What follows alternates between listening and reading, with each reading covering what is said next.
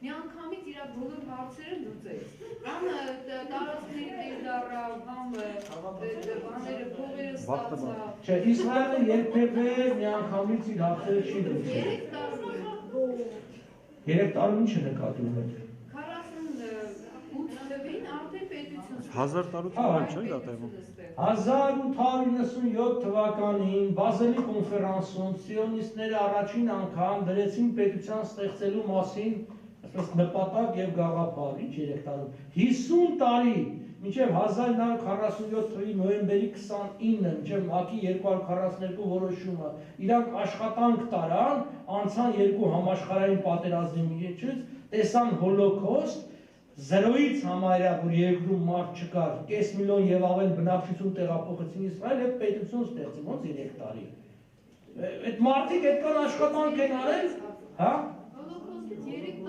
Բայց հոլոկոստը գործոններից մեկն էր պետության, բայց մինչ այդ արդեն կար ենթամանդատային Պաղեստինը, հենց կապված մեր հետ միասին, դա Սան-Ռեմոյի 20 թվականի ապրիլի 26-ի որոշումով էր,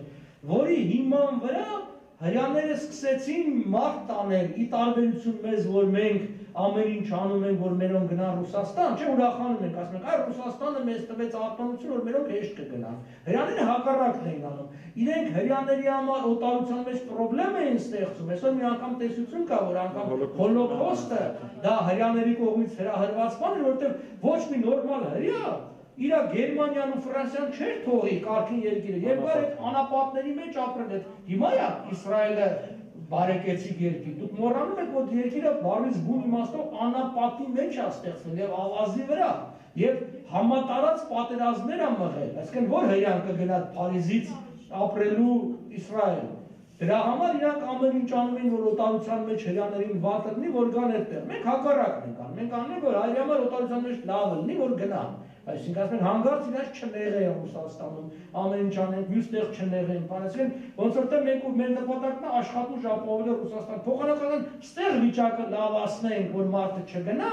ասում են ընդ վիճակը լավացնենք, որ մարդը իրան լավը զգա։